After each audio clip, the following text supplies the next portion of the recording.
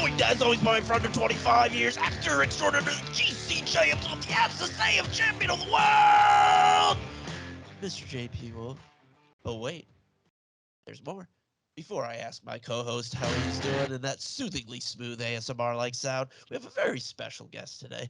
She was born and molded in the fires of Mount Doom. She agreed to come on the show even after sitting through my madman-like tangent about the most obscure Starship Troopers content that only I and 3 other living human beings have seen. This means she's either the nicest person on the planet or a straight-up lunatic, and I cannot wait to find out which one. Please welcome, Simply, Tabs.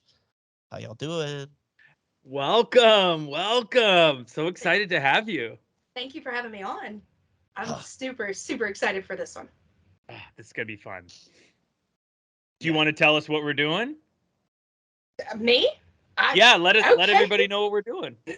Excuse me. So we are talking about Lord of the Rings: Two Towers. Yes. And I really want to go ahead and ask why first. Why did you pick Two Towers? Okay. Go ahead, Josh. I mean, this is my favorite one out of all of them. And the Battle of Helm's Deep is one of the greatest action set pieces, I mean, in any movie ever. Agreed. And it's still incredible. I was a little worried, like when you haven't seen a movie for, a decade or whatever the last time I saw it, I'm always a little worried, is it going to hold up? Fuck yeah, it did. Fucking holds up. Oh my God. It's so good. It's so good. It really was. And I was kind of on a time crunch, so I was watching it and furiously taking notes, and I was like, this movie is so great. I need to sit down at some point and just sit back with a big bowl of popcorn and just enjoy these movies for what they're worth, because I think I told Hans this story, but Tabs, when these movies came out, my dad was a huge Lord of the Rings fan as a kid, from the books and stuff. Nerd alert. But they came out around my birthday. My birthday is December 28th, and they always came out on or right before Christmas. So that was a birthday tradition every year that the movies came out. I would go with my dad and go see the movies. So these movies these movies hold a special place in my heart. So I'm just glad that we can talk about these because I'm so excited. That's adorable. Well, fun fact, a fellow indie podcaster, Cheap Seat Reviews, they did a poll a couple months ago, and this is what actually got me to get introduced to them and their podcast. Is they put out there, what is your favorite Lord of the Rings movie? And somebody had retweeted it, and I was like, oh, cool, I'm gonna vote on this. And then I voted on it, and I was just talking shit the whole time through all the comments, you're stupid, that's not the best one. My favorite is Return of the King. I enjoy that a lot too. That is my absolute favorite. I mean, you have the battle outside of Minas Morgul, and then you have the Hobbits. If you haven't seen it by now, then there's no fucking spoilers. That's your own fucking fault. Then the Hobbits, the elves, and getting onto the boat, and then Frodo looking at Sam, and then Aragorn saying, "You bow to no one," and then that makes me cry. Even thinking about it right now, I'm kind of getting a little teary-eyed. My only issue is that movie ends 17 times. Is it over? Oh, it's over. But that's. I guess it kind of had to wrap everything up because it's such an epic story. They had to wrap it up. They had to wrap it up in different ways of showing this is Frodo's end, this is Sam's end, this is Gandalf's end. They had to cut it at least that much. There wasn't any other way to do it, but. No. Here's a question I have for you guys real quick before we get into everything. Quick Peter Jackson question. Were you guys Peter Jackson fans before the Lord of the Rings, or was it just Lord of the Rings that got you into Peter Jackson? I think I'd only seen 1 or 2 movies of his, but I thought he was all right. That was back when I didn't really think that critically about stuff. Yeah, for sure. I actually really liked Peter Jackson, Dead Alive, and Dead Alive is so good. Without Cheating, the one about the aliens. Oh my god. Bad Taste. Yes, Bad Taste. That was god awful. Mhm. And then one of my most favorite movies, it's like literally in my top 10 favorite movies, is The Frighteners. Yeah, Michael J. Fox. Fucking love The Frighteners. That is So one of, great. oh, it's such a good movie. It's underrated as hell. Yeah. I think the only movie of his I haven't seen is his first one, which was like I feel like his most intense movie, which is that one Heavenly Creatures with Melanie Linsky and Kate Winslet. I don't think I've seen that one either. I think Surprisingly. it's about two like high school age women who like murder somebody or something, and it was Oh, I've based on a gotta see true that. story. And it was like his I think it was his first movie, and Melanie Linsky, you know, from Yellow Jackets, who's great. Yeah, I gotta check that out for sure. All right. Before we get into our feature presentation, what have you all been watching, reading, seeing, doing this week? Guest, if you will. Of course, everybody asks me questions when I have a mouthful of liquid. Just for that. Awesome. Great timing. Good job. I actually have been watching House of the Dragon. I am also a huge GOT fan. Like I've got literally Targaryen shit all over my house. I have shot glasses, the 4 main houses. I've got a banner. And then I've watched The Rings of Power. What do you think? Because I haven't seen it yet. I haven't either. Okay, so the only way that I can explain how to go into watching it, because I didn't at first on the first episode, is this is in the past.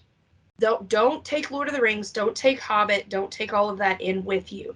Just remember specific characters. Now the guy, and this is going to be a fucking hot take, I'll tell you right now, the guy who's playing Elrond is fantastic. I think he is doing amazing. Okay. Most people say it's trash. A buddy of mine that I've known for a while, he is a huge Tolkien fan. He's even read The Silmarillion. That's how big of a fan he Oh, is. whoa. Yeah, I'm like, dude, kudos to you. I made it like 3 chapters in, and I said, fuck this, I'm done. But we got to talking about it, and Galadriel is really cool, but it's only 2 episodes in, so you really don't get that you don't know who they are yet. You don't know what they can do. But they've also introduced the Mines of Moria, to where, and I'm going to say his name wrong. I know I'm going to say his name wrong. Not Celeborn. It's a really weird name. But he's like the architect of the elves. He constructed the archway in Fellowship where Mm-hmm. Gandalf spoke friend and they entered. So he's the one that designed that. They've introduced some dwarves. They've introduced elves, and the hobbits are not hobbits. They're hare feet. So it's like before time. Whoa. Okay. So I would absolutely watch it. Like I said, 2 episodes in, it's eventful-ish.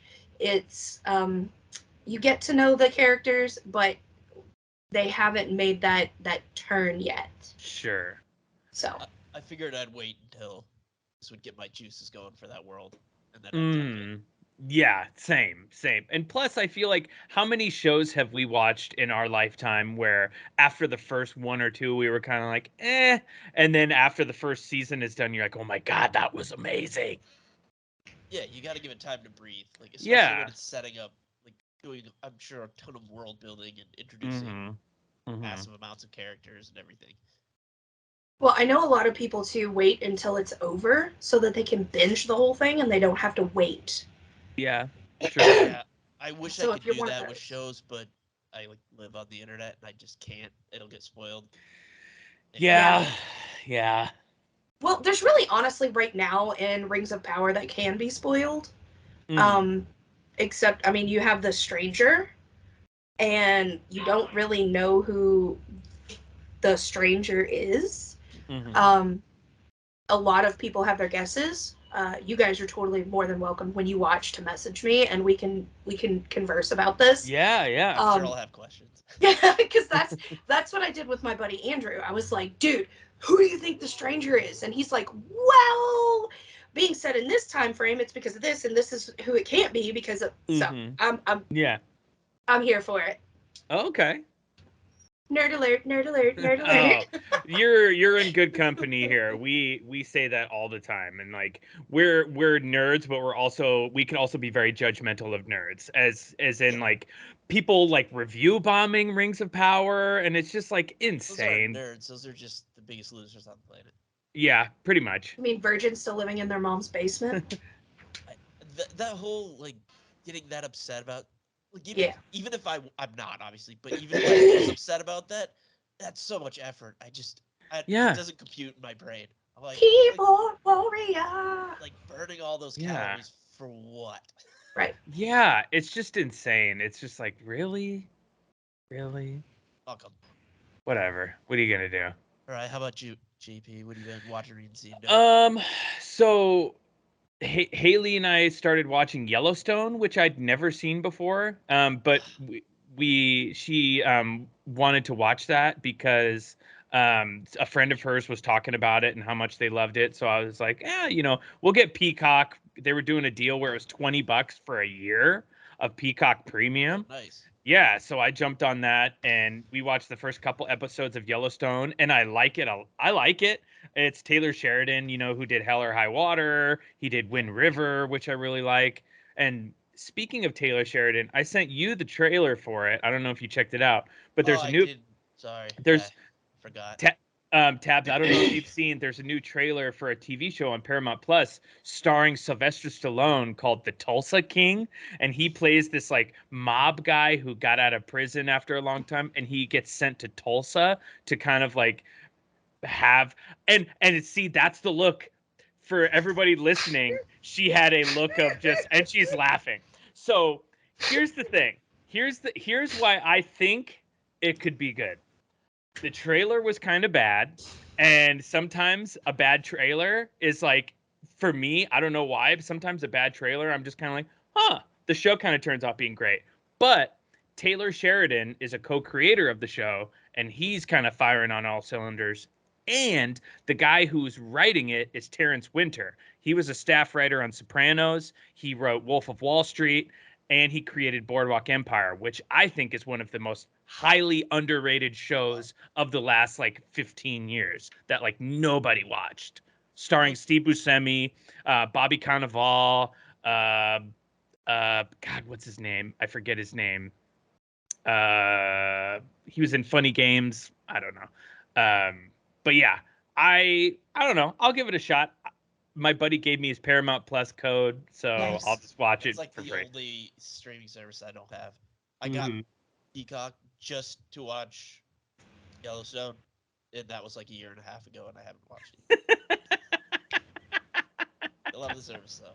Can I just say, I could see Sylvester Stallone walking through Tulsa going, "Put your guns up."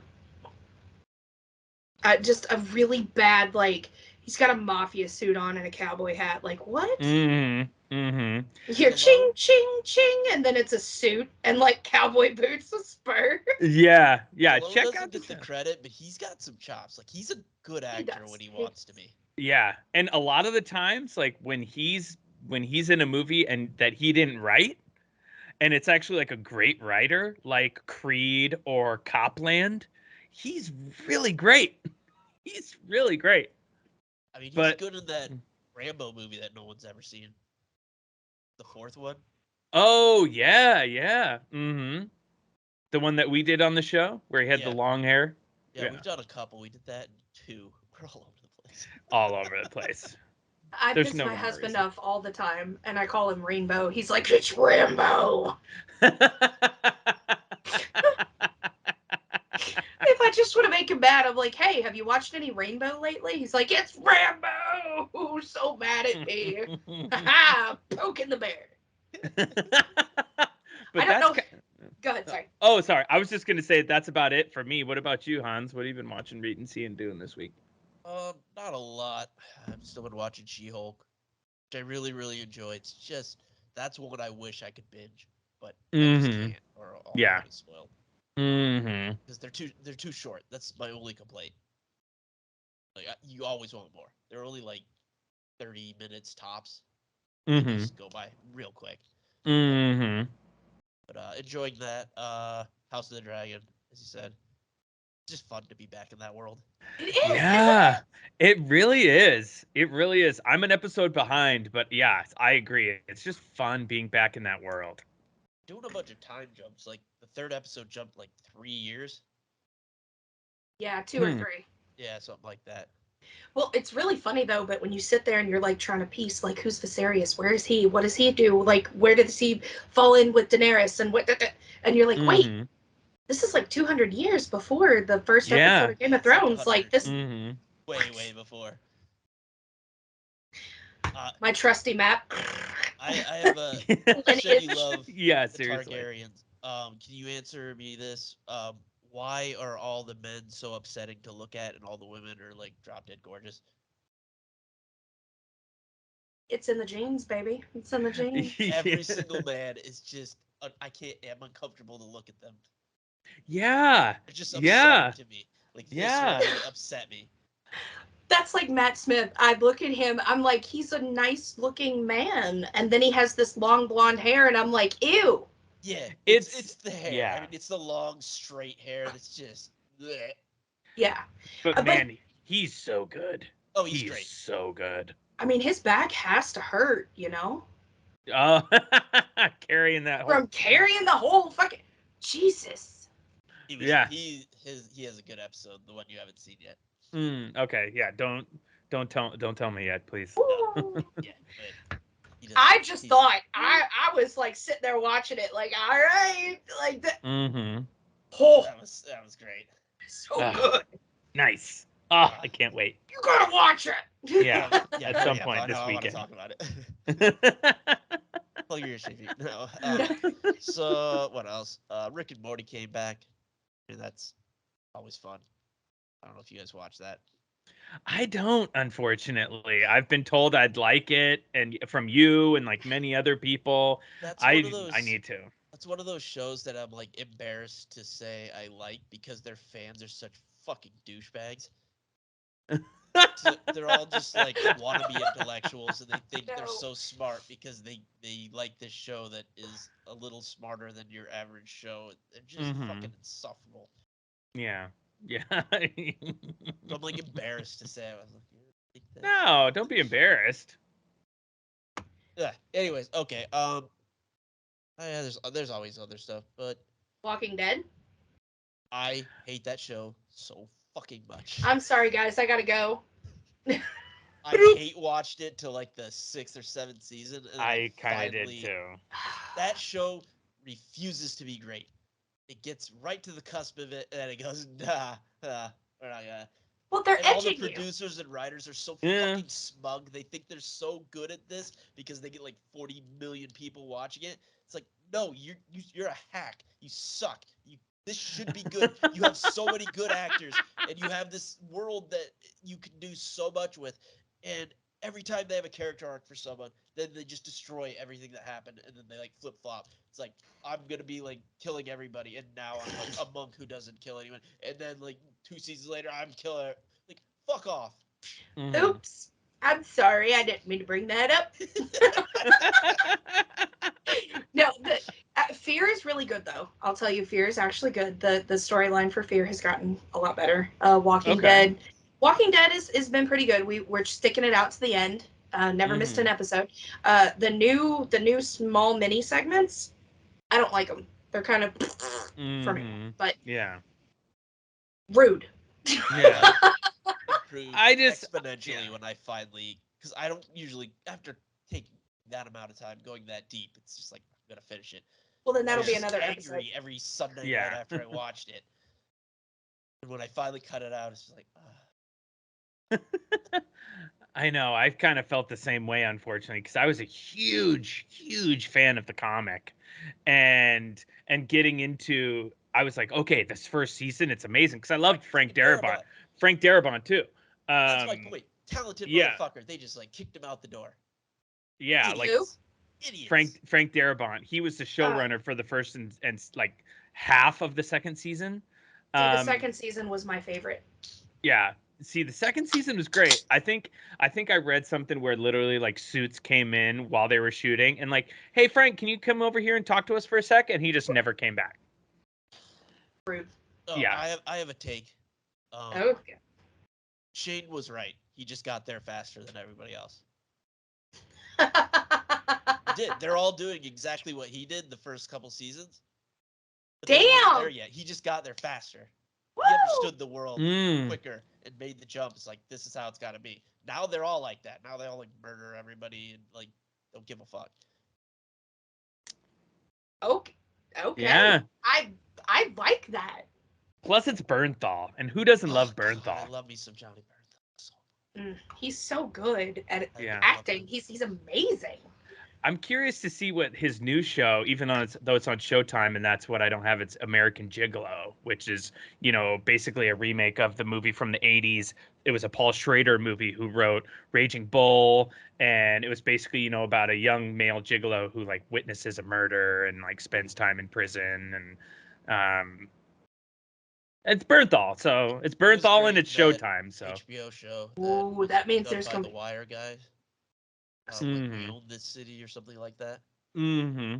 That was really good. Yeah. And I did not realize it was a true story till like 10 minutes left in the final episode. Whoa, it was? Yeah. Oh shit. Because they start putting like text on the screen, like explaining like how many years this person what happened to this person. Whoa. Like, wait, you only do that when it's like a true story. I was like, fuck. If it's on Showtime, there's lots of titties and ass.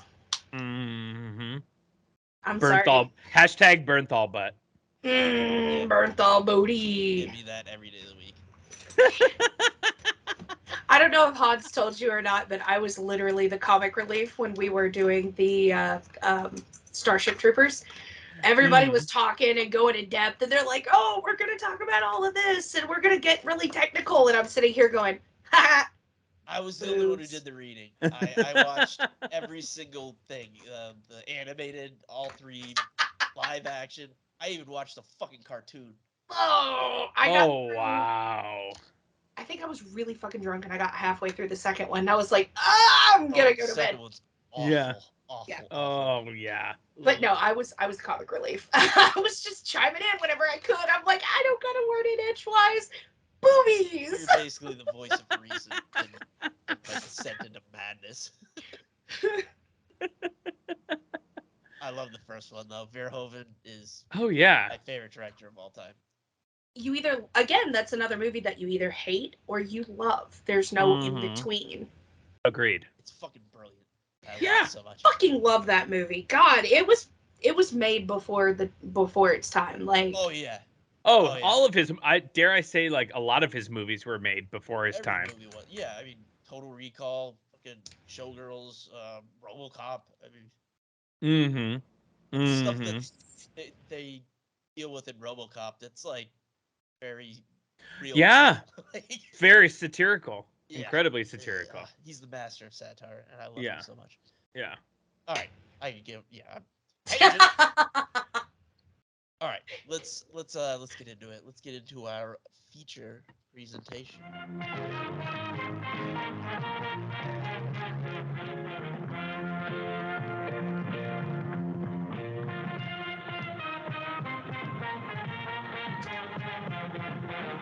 And now, our feature presentation. The Lord of the Rings, The Two Towers from 2002 at 95% for the critics on Tomatoes and 95% for the audience. Directed by Peter Jackson, starring Elijah Wood as Frodo Baggins, Sir Ian McKellen as Gandalf, Sean Astin Rudy as Samwise Gamgee, Viggo Mortensen as Aragorn, Orlando Bloom as Legolas, Billy Boyd as Pippin, Dominic Monaghan, as Merry. Thank you. Kate Blanchett as Galadriel. Andy Serkis as that creepy little Gollum. Jonathan Rhys Davies as Gimli, and Christopher goddamn Lee.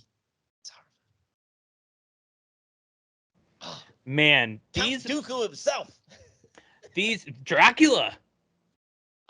Fucking Dracula. I was thinking about this while I was watching this movie, and from a business point of view. Okay, Peter Jackson. He's a guy who's directed a lot of low-budget horror movies. And then he has, I think he has this pitch for Lord of the Rings, but he's like, no, here's what I'm going to do. I'm going to take a year, and I'm going to shoot all of them back to back. 18 months. Yeah, cool. How did he get all this? He must be a hell of a pitch guy. Yeah, that's actually a good point because he hadn't directed anything massive before this. Yeah, This is as yeah. massive as it gets. And they're gonna shoot it in New Zealand, no less. I mean, that's his home country. Number one. Mm-hmm. Number two, he had to have had a brilliant business plan and a pitch. Must Absolutely have, had yeah. to. I mean, Nothing could be better than James Cameron's pitch for the second Aliens movie. He just wrote on a whiteboard "aliens" and then the S. He just put a dollar sign. And that movie slaps. Let me tell you. That movie fucks so hard. Mm-hmm. But yeah, did he create Weta, the special effects company, I believe just for this? Ooh, that's a good question. I remember hearing about them before, and now they're like huge, yeah. ILM. ILM, yeah. Those are like the two Mm-hmm. blue chippers. Yeah, exactly. Yeah. So I'm curious. Yeah, his pitch must have been crazy, yes. but it worked out. It worked out for them. It worked out for him and the studio. Oh yeah. Peter Jackson actually co-founded Weta Workshop in 1993. He co-founded it to produce the digital special effects for Heavenly Creatures with, of course, his wife, Fran Walsh, who also was a co-producer on Lord of the Rings. Mm-hmm. Man, awesome. Yeah, That's I mean, so George cool. Lucas created ILM first when he made Star Wars. Mm-hmm. I was wondering if it was the same kind of thing. Yeah. Just all these geniuses, George Lucas, James Cameron, Peter Jackson. It's just like, oh, we don't have the technology to do it. Let's just invent. Let's invent some tech. We'll just do Yeah. it. We'll just We'll make just do it. We'll just make it. And like, yeah, there's some of the CGI in this that's kind of just like, okay, but that's at the time, that was amazing. I still didn't feel like Yeah. that. Like Yeah. the mix of CGI and practical, just nailed that line. Mm-hmm. Mm-hmm. I was gonna say that for that timeline, it was fucking brilliant. Mm-hmm. And mocap, he Peter Jackson basically helped create the greatest mocap actor that's ever lived. Let's put them in a black morph suit, a black skin suit, and just glue balls to them in specific points on their body and make them move in weird ways. Yeah. Yeah. I mean, he had to Circus had to basically invent a new form of acting. Yeah. It was how insane would that be to have to go to the set every day and you're supposed to be playing this disgusting little creature, but you're just in a full bodysuit with ping pong balls all over you. Yeah. Oh, he's so good. Andy Serkis is fucking brilliant, if I may say so myself. I mean, not only is 100%. He a brilliant actor, he's a brilliant director, he's a brilliant producer, he's a brilliant writer. I love Andy Serkis. I do too. Me too. A big fan. Even though big he made fan. that second Venom movie, I can let that go.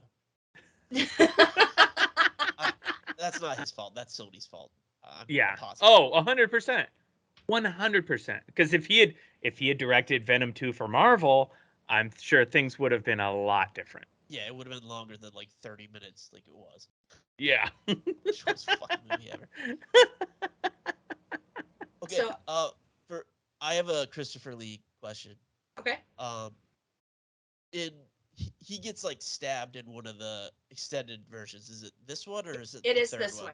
No, it's this one. It's literally maybe 5 to 7 minutes in. I love Christopher Lee so much. He's a legitimate war hero. He's Fun fact. Murdered 1,000 men.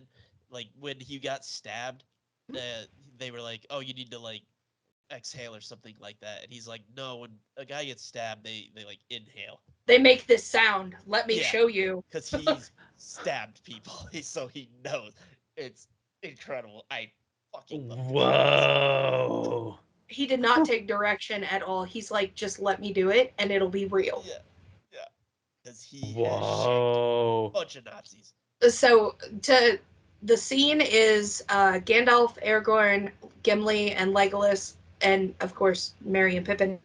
They pull up to the tower, and Grima Wormtongue and Saruman is at the top of the tower, and they're trying to talk them down. Is, give me the Palantir, just calm down, just call it off, surrender.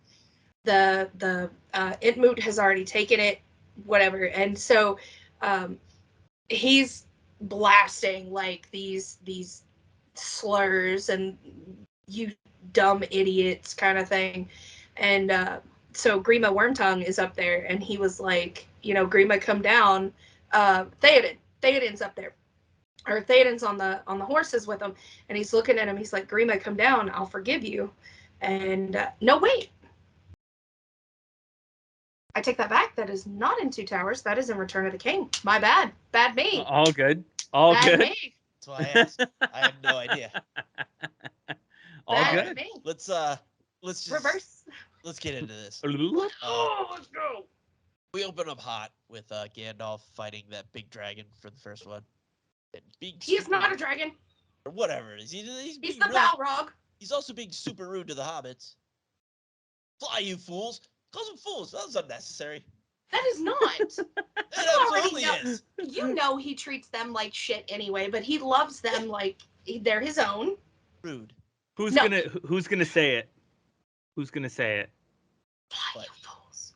No, the before that, the famous one. You shall not pass. Thank you. No, he's literally at his point where he's like, fucking run. Yeah. I I'm know going he's to about stop to die, him, but like, and manners. I'm going to Manners. fall into nothingness and kick this fucker's ass. Doesn't mean you have Mhm. to be rude. It really wasn't rude. It No, was fools. fool of a took. Fools. Feed. Fly, you fools. Like, fly, you get out, go, run. I'm saving your life. Yeah. Still. Maybe you should have said, "Fly, you motherfuckers." Yeah. Fly, Fly. bitches. I like that one. Yes. So Ian it was- McKellen is so great. Yeah. So that was like, I don't know, a dream or a memory or something that Frodo was having. I wasn't really clear on that, but he's It's feeling a really dream. guilty about It's a everything. fever dream at that point. That was all a Mhm. dream. Sam and Frodo carry on their little journey. They're immediately set upon by Gollum, who's super handsy little guy. Like, he's all up in their business. Not cool. Not cool, Gollum. Hobbits, they eventually subdue him. They tie his ugly ass up. They, yeah, Frodo Do you know what kinda, they like, tie him up with? It looked No. like twine. It is elven rope that Galadriel gave to Sam in Fellowship of the Ring. Oh, of course. Oh, Uh-huh. I didn't know that. Yep. Well, he doesn't stay tied up in it long. He's like, hey, you want to know how to get to Mordor? Just let me out. Oh, okay, cool. Let's do that. You I'll seem help you get there. trustworthy with your little Mhm. comb over and your just horrible everything. You big old beady-eyed, bald-headed, Mm-mm. lizard-looking thing. He gets Sam in a pretty solid rear naked choke though. I do like that Frodo's like he pities him because it's like he sees what the ring did to him and it's doing Mhm. it to him at that, like, he's in the Yeah. process of that. So he's Yeah. like, yeah, I kind of get it. Mm-hmm. This shit's fucking me up. Elijah Wood, Iowa represent. I love that dude. He's the Mhm. best. He's so good. We then check in with like our other heroes. Pip, Merry, they're in all sorts of trouble with a bunch of orcs. Mm-hmm. All the orcs are like making moves and getting shit out of some like mud vagina. I don't know what that thing was. What? Yeah, those like the orcs being When they're born. born. Yeah. Oh, yeah. Ew. The encasing of the Yeah. mucus and the tearing and the bleh. Yeah, the bleh. What vagina? A new order will rise. So just when we think it's curtains for our tiny little friends, Judge Dredd shows up, and him and his boys beat down all their works. Oh yeah, Carl Urban coming in hot. Yep, love it. That was the first time I was introduced to Carl Urban. Mm-hmm. He's so good. But of course, back in 2002, I was math. Hold on, That's hard. 15. 15? Hold on. I graduated in 4-2. I was 16. Okay, so yeah, we're all around the same age. Yeah, because we graduated in 2003. So yeah. Yeah. So yeah, Judge Dredd saves the day. He does, and his merry men. Yeah, love him. That's like all he does in this movie. He just Mm-hmm. constantly saves the day. He's here to save people. Yeah, I mean, he does at the end. He does there, that's twice. but that's like all the time he's on screen. He also starts shit with Grimo. Mhm. So Yeah. like Legolas, Gimli, Aragorn, they come across the judge and his men, and they're like, "Hey, you seen our little buddies?" The judge tells them he sentenced everybody to death and carried out that sentence. That everyone's dead. Heroes, they're all sad. Aragorn kicks a helmet, and fun fact, he broke his fucking foot when he did I that. was wondering who Yeah. was gonna say it. Yeah. And I they had used that in my take. trivia too. He You broke fucking lose. he broke like 2 or 3 of his toes. And they used that take. So, Yeah, of course they did. Because that's always the best take. of course. Yeah. Oh yeah.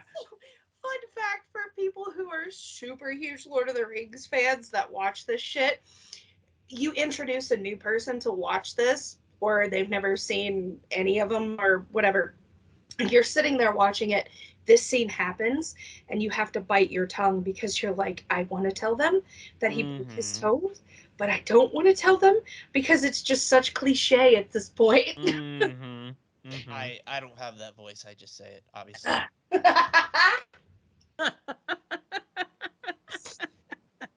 No, actually, what had happened is he found the belt. They found the belt for the hobbits, and then he Mm. the helmet, and then he got pissed, and then he was like, "Oh, let's follow the tracks." I missed how they figured it out. I just said they have a little sulk and then decide to be Batman and detect some stuff, and they somehow figured out that they're alive. Yeah, Aragorn is quite the tracker. He could tell like if they've rolled around and all kinds of Fought great off. stuff. He was like, "They fought off orcs here, and then they Mhm. ran here, and then they came into another orc over here, and then they." He's like Mhm. a Exactly. ranger or something, right? Mhm. That his title at the beginning. In D&D terms, I think He's he a would ranger. be a ranger. He is a ranger at the beginning. His name is the Ranger in So Fellowship. yeah, they figure Mhm. out they're alive, and they apparently ran off into some like scary forest. My friend is sick. He needs a drink. And then they shove that bottle down his throat, and it's like this grog of um, gloopy mess. Which in the commentary, they said the grog that they fed them was like grape juice and glycerin and corn syrup. Excuse me, to get Ooh. that color. And he said it was the nastiest stuff he's had Ooh. in his mouth. So instead of like pretending to drink it, he just let it pour out of his mouth all over him. Oh God. It was Ugh, probably so like sweet and just like ugh, yuck. viscous. Yes.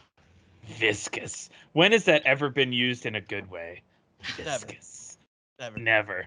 Never. Actually, I heard on a podcast today use the word viscous in a beer. They were like, "This beer is very viscous." Well, Okay, if that meant they liked it, they got weird taste. chew that beer. You just chew on it for a while before you Yeah. decide if you like it. Ugh. I just drank water and I almost gagged. Chew on that beer. Ugh. So in said forest, they're accosted by what seemed to be Groot's great-great-great-grandfather, I guess.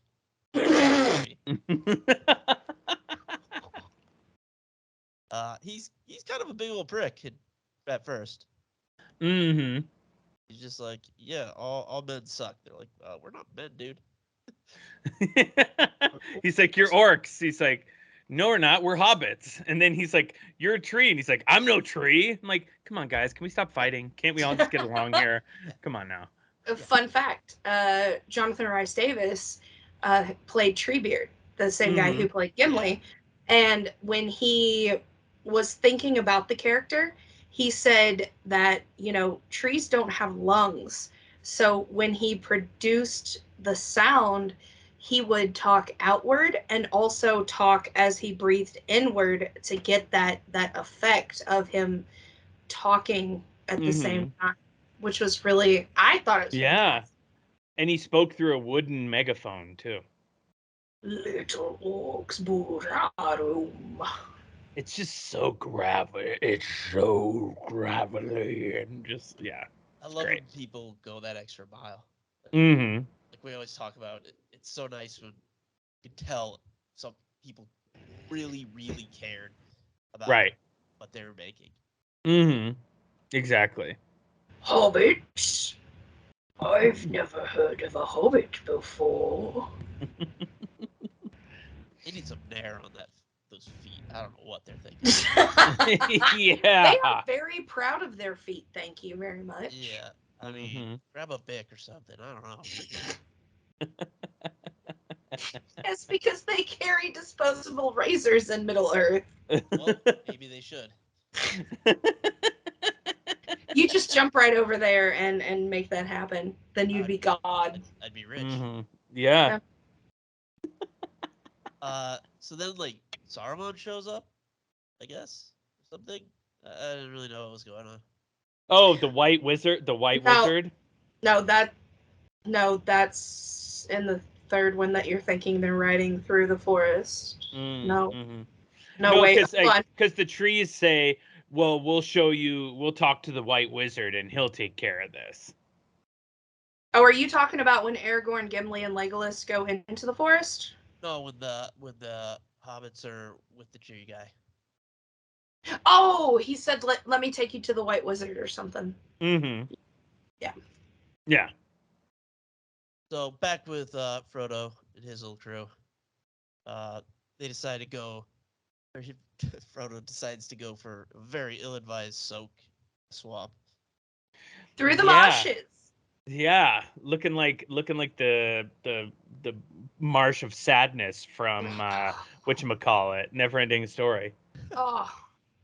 Well, that's kind of what the marshes are. Is that's where the elves battle was. That's where the sadness is. That's where, since the elves didn't know what sadness is and what pain is, and that's what you see that Orlando Bloom portrays in all of the scenes where something sad has to happen, is he's like, I'm trying to realize and make the character feel like there is no emotion.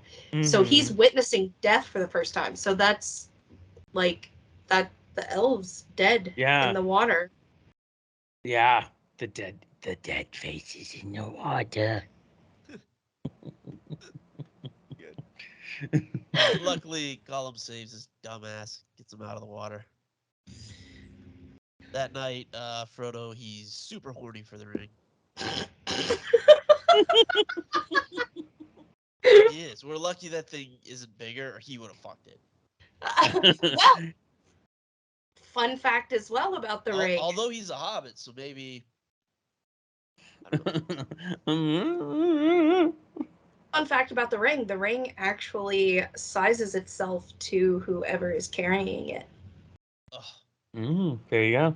It's the magic in it. Things I shouldn't say. I'm gonna do credit to me for not. Instead, I have a question.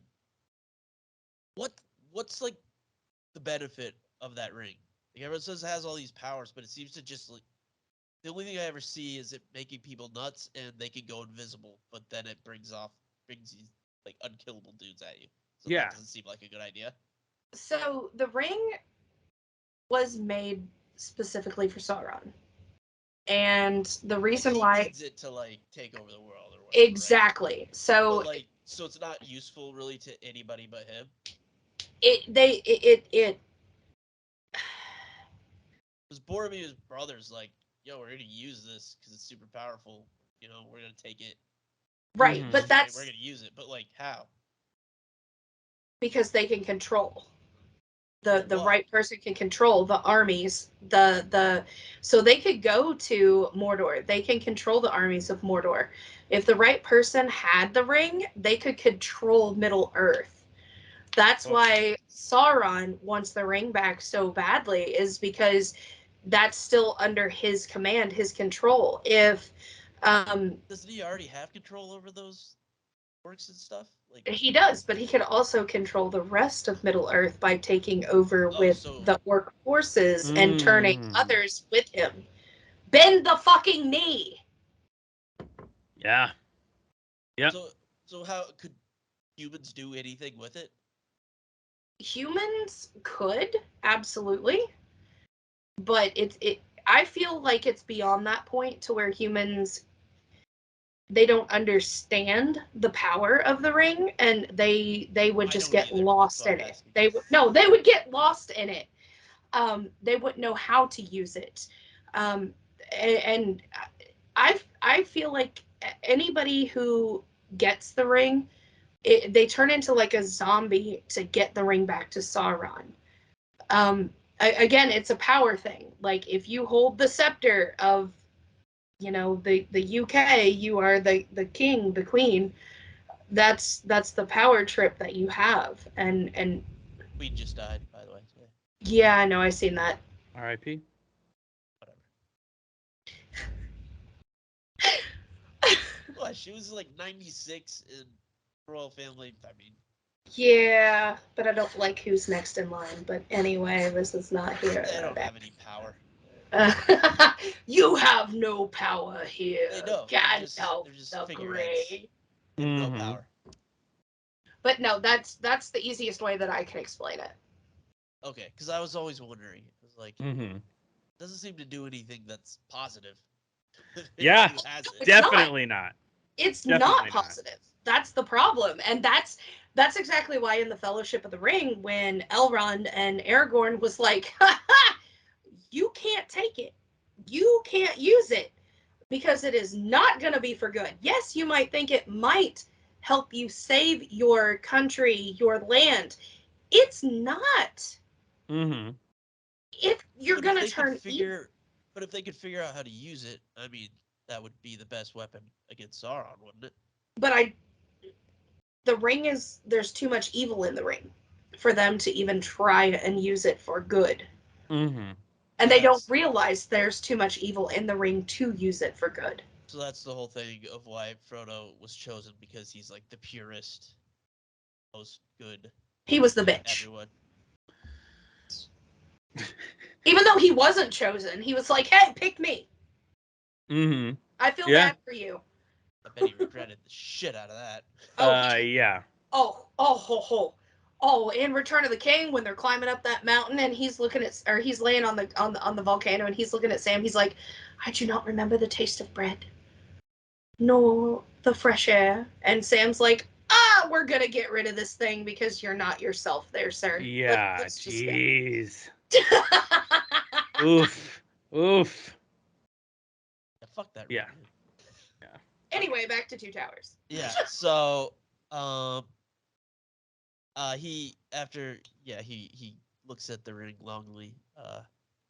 He does a quick belt tuck and has a chat with Gollum. And he's like fingering the ring in his hand. He's like, hello. Yeah. He's like Hello. stroking it. Yeah. But then again, I mean, you don't know what he's feeling at this point where he's like holding the Mhm. ring. Yeah. It takes I think on he many wants to fuck forms. it. You mean you want to fuck it? I mean, I don't know. I've never held the ring. Maybe I would.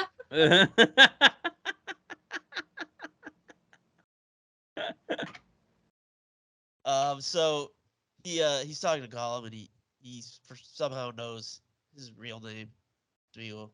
like who he used to be. How did he know that? Gandalf told him. How did that come up? Because it was in the Mines of Moria in Fellowship of the Ring. Whenever they were going through Moria, they caught a glimpse of Gollum Smeagol, and he said he used to be a hobbit once. And Frodo looked at Gandalf like, what? He was what? And Gandalf was like, yeah, dude, he totally used to be a hobbit, and his name was Smeagol, and the ring overtook him, which is why it's very important that you destroy this fucking ring as soon as you possibly can. Like, now! I think I've only seen the first one once. So I have no memory of this. It's been a long time since I've seen the first one, too. That's why I am here. Exactly. That's our resident expert. Not an expert. I mean, compared to us. Okay, I'll take that. I'll accept that. So, yeah, he knows who he is. Ooh, this is the. I was really going in on that. No, this is the part of the movie. If I'm no, is it where he's talking to himself? They don't like you. What I wrote was before they can both spit roast their ring, the Black Raiders show up. The Blood the Blood Riders show up.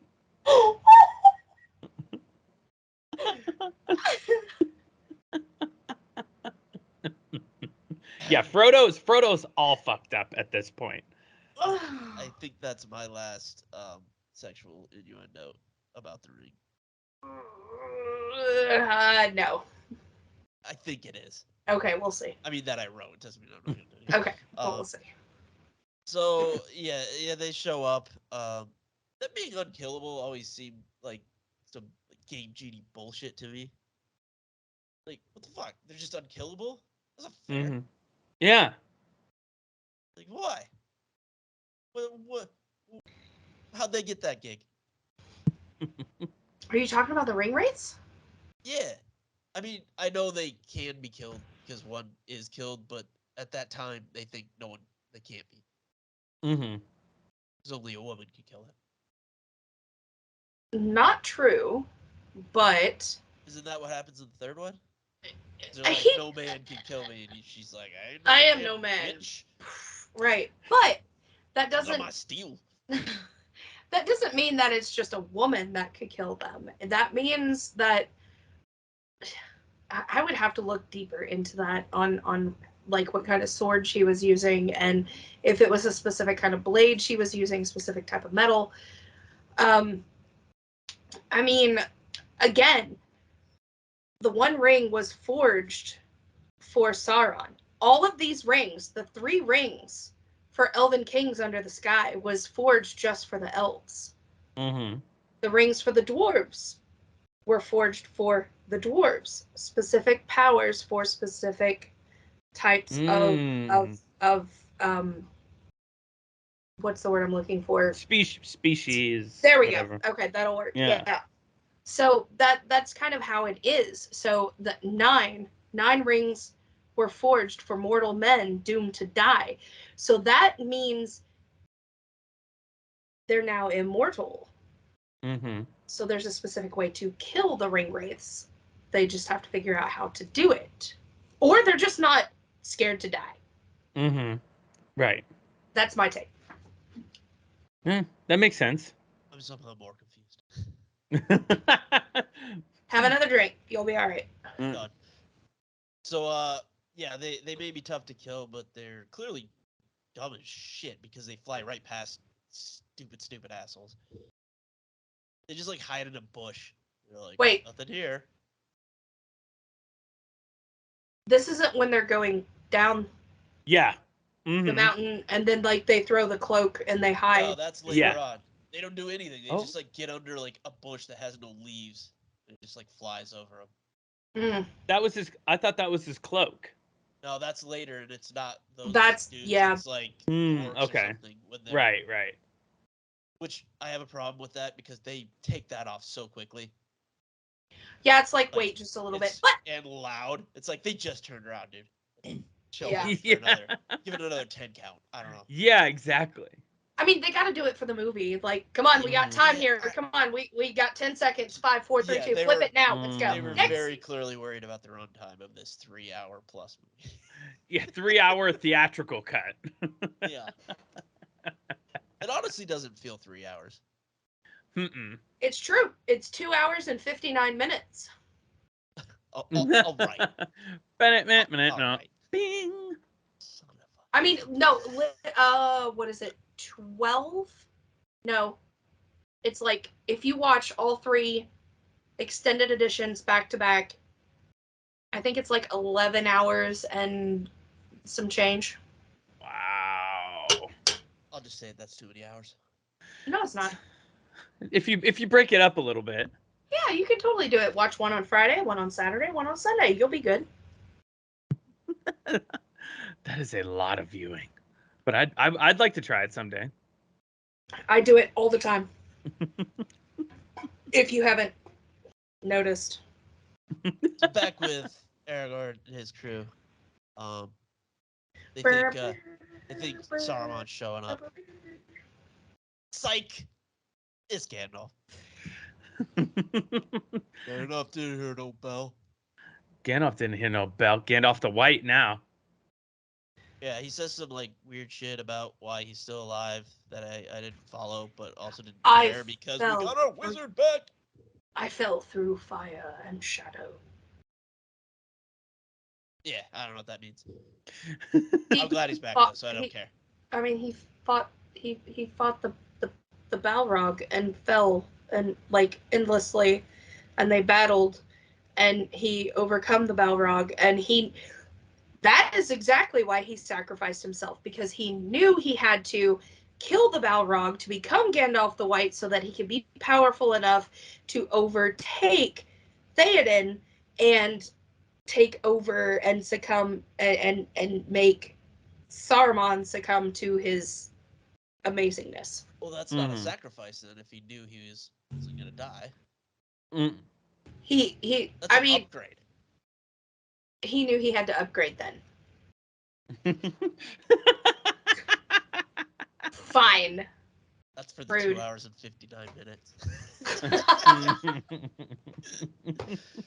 So calls his horse the Lord of all horses, Which is that's such a goddamn dope title and almost made me want to be one of those empty-headed equestrian dullards that just loves horses. Beautiful horse. Great. Lord of all horses. That's what a title. What did that horse do to get that title? beat the shit out of anybody that Yeah. didn't listen was to it him. like kangaroos boxing? Like what did he do? I have no idea. Mm. Maybe he just walked up and was like, "Yo, I'm the Lord of all horses. Y'all gotta listen to me." And everybody's like, "Okay, that's cool." Great. He's just the only one that came when he called. So he's like, yeah, you're good then. You're now Lord of all horses. Those dead-eyed dinosaurs, he had no idea what was going on. Horses are so stupid. So back with Frodo and all his fools. They get to the Black Shenanigans. Gate. But it ain't happened. Like, there's no way they're getting it. There's just troops of orcs just running in and out. Like, no chance they can get through the gate. And that's when they're almost caught, but they hide under their little magic tarp. No. It was the magic cloak. I don't know, whatever the fuck they call them. Cape? Yeah, cape. Yeah, a cloak, cape, a cloak, something like that. Yeah, it makes it look like a rock, I guess. That's cool. Whatever. Back to Aragorn and his boys. They all arrive at like the king's little house, Rohan? and seems to be corrupted by what I could only assume was an emo Rasputin. Brad Dourif, Chucky, the voice of Chucky. And also Sheriff Bragg. I'm not even going to mention that. Never mind. That was a terrible movie. I don't. I'm You not could even gonna say say the doctor from Deadwood. He was also in One of Flew Over the Cuckoo's Nest, where he was nominated for an Academy Award. I He actually is like the movie. he is a fantastic actor, and he did such a great job in this. He really did. Mm-hmm. The wizard approaches my lord. Yeah. Mm-hmm. Gandalf sees through.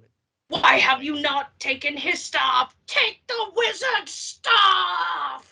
I like how he unveils his new fit in super dramatic fashion. He's like, I wear white now, bitches. Yes, Check me yes. out. He's looking good. And he walks up all like hobbly wobbly. He's like, And he's just like, ah. Theoden the king. And he was like, Gandalf Graham, you have no power here. And Gandalf was like, "Look at me. Look at me. I am the captain now." I had to get that. I even put that in my notes. That's a running thing we do. And the first couple times I did it, I scared the shit out of JP because he didn't know what I was doing. And I'm just like, look at me. Look at me. And he's just like, what? What? And then he just goes, "I'm the captain now." I was like, yes! I had to throw that in there because that was a very look at me, I'm the captain now moment. Absolutely. In the extended version that you guys don't see, Eowyn runs up to Theoden and she's like, Uncle, are you okay? Uncle. And like she like runs away and Grima Wormtongue is standing there and he looks at her and he's like and like watches her run away. And then Aemir walks up and he's like, I see what you do in the shadows. I see how you look at my sister. You nasty fuck. Yeah. You Chucky motherfucker. And his face is just like, I've been caught. Oh my, I've been cold. Okay. So they break this spell. The king kind of sucks. Like, maybe they should have just kicked Saruman out and kept the spell on him so they could have made him do the right moves instead of always doing the wrong move. Yeah. He's also been poisoned. He's been poisoned by Saruman for years. And at that point, he doesn't know that they're at war. He doesn't know that. Yeah, he's fit to rule. What? Nice, that was awesome. Sorry. Don't be, that was fantastic. I thought that was far enough. I'm sorry. But that makes it even better that you were like 4 feet away and still had that velocity. Well done. Thank you. That was great. I'm not joking. You should be proud of that. I'm very proud of that. Yeah. I Well would be played. proud. Yeah. Well played. But yet, okay, so he should be in charge then. Well, I mean, he is in charge, but at the same time as Grima Wormtongue also like let Saruman in. So it was kind of like a let's play the Ouija board and introduce this fucking demon into your that's kind of how it went. He wanted to control Rohan through Saruman, and Grima was Saruman's little fucking bitch, and he kind of was trying to get Rohan apart because Rohan. No, that I understood. I'm talking after the spell was off. Like, he was incompetent. He was That's because horrible. That's because he didn't know. He was not King which is why he Theoden. shouldn't have been in charge. He should have been like, okay, someone who actually knows what the fuck's going on. Maybe I listened to one or two other people instead of being like, no, I know what's up, even though I clearly fucking don't. But if you continue through, you can see Aragorn through this entire thing going, is that your final choice, my lord? Yeah, because he's telling him the right answer, and he's just like, nah. And then Aragorn's like, all listen right. to him. He has the right answer every single time, and you are wrong every single time. But then Aragorn's like, all right, if that's what you want to do, it's your people. Or all right, that's what you want to do. It's your family. It's your throne. It's your kingdom. Like, whatever, dude. I'm trying to help you. He can't do anything more than suggest. No, but it's not on him. He did the best he could. but it's on the fucking king. He should not have been in charge, I or at think least listen to people. the point when he really came back is when he said, "My son, where's my son?" And they had to break the news that his son just fucking died, and he just lost it. And then I he thought went. He didn't come back until they rode out at the very end. No, Like, he. really back to himself. I think he came back to himself when That was he. the first right move he made. Oh, to ride out to help. Yeah, because he's being a little piss boy before that. You're like, oh, it's over. We're all gonna die. We're all gonna die. But then He's when they doing came his to best him, Bill Paxton from Aliens.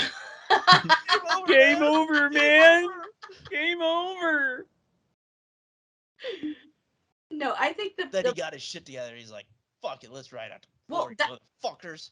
I think that's what made him pissed, is that his son got fucking killed in an orc battle, and he was like, let's fucking kill those bitches. That's when he got to that point of, you know, I've been poisoned for so long, I've been possessed for too long, my son is dead, and I wasn't here to tell him that I love him, I'm proud of him. Yeah, let's he's go in kill no some state bitches. to be in charge. I mean, he wasn't for at least until Return of the King, but yeah. Whatever. So let's see, where are we? They break the spell. He's back. Yeah, blah blah blah blah. They want him to join the war, but he's just being a little dickhead. Decides to just take all his people to Helm's Deep. He's like, no one can get us there. We'll be fine. What's the protection? Yeah, whatever. Gandalf tells Aragorn to go with everyone and like you gotta hold out for like 5 days or something. While I'm gonna go do some wizard shit. A wizard. Then some like having Hobbit stuff happens. They're like captured by knights, like Boromir's brother or some. I don't know. Faramir? Yeah, Boromir's brother. Faramir? And they have like a great little back and forth, Sam and Frodo, where like Sam's like, you can't save him, Mr. Frodo. Like Sean Astin is really great in this. He's awesome. I mean, his back is still recovering from making these movies. Oh yeah, he's amazing. He's so good.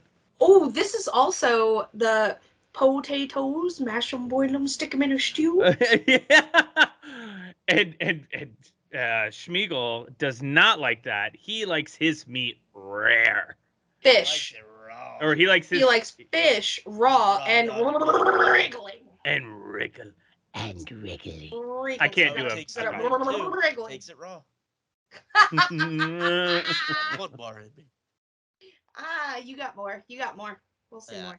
I actually do, because once we leave them, we go back to Aragorn and he's getting stoned and super horny. Left at And he's super horny for Harry Stamper's daughter, who is an elf now. Arwen. Harry Stamper, Bruce Willis from Armageddon. Yeah. Arwen. Or Steven Tyler's daughter in real life. In real life. Yeah. But I want to give my respect to Harry Stamper. He saved the world. Mm-hmm. And Ben Affleck. Who you know I have a soft spot for. I just want him to be happy. But this is also when Eowyn is falling in love with Aragorn, saying, the manly man who knows what he's doing and can take charge. Yep. Yeah. She sure is. What I wrote next was, I'll be honest, I wasn't really paying attention for a decent amount of time because I was attempting to post a TikTok. I think there's a bunch of elf shit and like orcs marching to war. I don't know. You don't need to Like know 30 because minutes. it's literally It's like 30 minutes. It's not even 30 minutes. It's like 5, and it's lovey-dovey, like, I love you, Aragorn. I love you, Arwen. Are we gonna be together forever? This is our child. Yeah, like, this is a dream, then it is a good dream. Yeah, I was busy finding hashtags.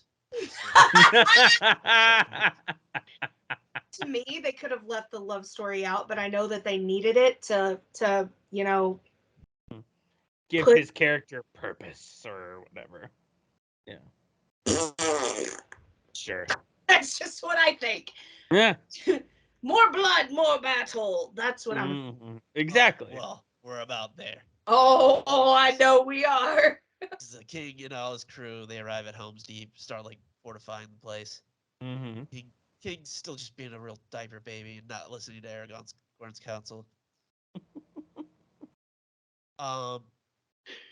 They prepare for battle, and we learn it's 300 versus 10,000, which that's no good. Yeah, but the Spartans did it. Very true. They were Spartans and not Rohirrim. Yeah. True. Very true. But they also didn't Gerard have a Butler dwarf and an wasn't elf. walking through that door. That's true. And we love a good gear up scene, and Aragorn's he nails it. Great character. Oh, I love a suit up scene. Oh, it's so great. I like. Sorry, go ahead. No. I was gonna say I like the interaction between Legolas and Aragorn, and he was like, Legolas was like, "They're gonna fucking die" in Elvish, and he was like, "Then I'm gonna die as one of them." Yeah. Oh Everybody's yeah, he changes I back loved to that. English. We're gonna die. It's so good. And then there's like little kids, like 10 years old, like that he's talking to and pumping them up, like, you can do this, Yeah, you he's, can like, kill whipping around them. his sword. He's like, it's a good sword. Good sword. Yeah, and there's like legitimate children are getting helmets put on and like shields handed to them, and it's just like, Yeah, here you they're go, desperate. here you go, go fight. We need Before you. the fighting begins, a bunch of elves show up. Women and children to the caverns. I love the elves. Oh, sell aboard. So I have another take. I'm always much more bummed out when an elf dies than a human because they're like They're immortal. pretty. Like if they wouldn't have died, like they live forever. Mhm. So that feels like more of a waste than just a regular person. But at the same time, as if they're immortal, they gave their life to save you, so that should mean something. Well, yeah, that's why it affects me more. Is what I'm saying. Mhm. Like I'm more bummed out when any elf dies than when just some farmer. I'm like, I don't give a shit about you. I was gonna say, no, the elves are pretty. Kill the pretty people first. Like, make room for us ugly people. No. So I was thinking about that myself. So like an elf, they're immortal, but if they get stabbed, they can die, but they're not going to die from like a sickness or something. From old age. Yeah, old age or anything like that. Yeah. They can they only die if they're killed. Yeah, basically. Yes. What if they fall off a cliff? Yeah, I think that'd kill them. Like any physical, they can still come to any physical harm. Mm-hmm. Just if you stay in a glass case, blue side all around you for a billion years, you'll live for a billion. I mean, that's why they didn't want to fight. That's why they Mhm. were, I let's wouldn't keep have the gone and peace, fought. dude. Fuck that. Mm-hmm. I'd be like, sorry, man. Be dead in 20 years anyways. Who cares? I will live forever, bitch. But you got to realize that when the Fellowship ended up with Elrond, and Elrond knew what was going on, and then they ended up at Galadriel at the end of Fellowship of the Ring before Two Towers, and she knew that the ring was back into play at this point, and they had to destroy it. They had to send all their forces to stop any kinds of orcs or whatever Sauron and Saruman threw out there to stop them from destroying Middle Earth or taking over Middle Earth, because they would be prisoners. They would be slaves to. I mean, go back to Fellowship, and when Galadriel was, or when Frodo looked into the bowl, into the basin, and Galadriel's standing there with him, and he sees Hobbiton being taken over by fire, and they were enslaved. Yeah. Mm-hmm. That's the future if they don't stop what is happening at that point. But can't the elves just like get on their little boats and go to wherever they were gonna go and they'd be safe?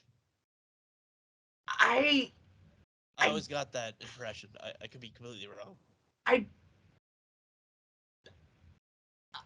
Yeah. I don't think that they can.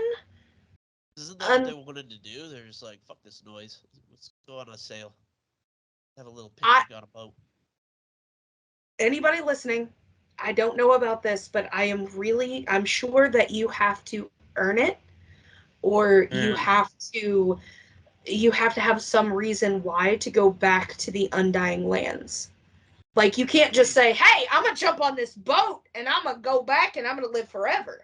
I mean, my reason would be the world is crumbling and it's getting taken over by monsters. So right. everybody onto the boat. Mm-hmm. But then again, you got to realize at this point that Middle Earth is also now their world, their land, their home. Yeah, but that place sucks. Kind Like, no one would of like want America. to live there. I bet wherever the elves had on the other side of that water was way cooler. I mean, you've seen episode 2. Bright lights all around. Which one? Episode 2 of Rings of Power. I haven't. Oh, yeah, you haven't. I haven't Shit. seen any of them. Shit. Fuck. Shit. Luckily, I have no idea what you said, so that didn't spoil anything. Okay, there we go. Yeah, me neither. That was all Latin to me. Okay, good. All right, But no, I think you have to earn it. I think you either have to earn it or who makes that decision?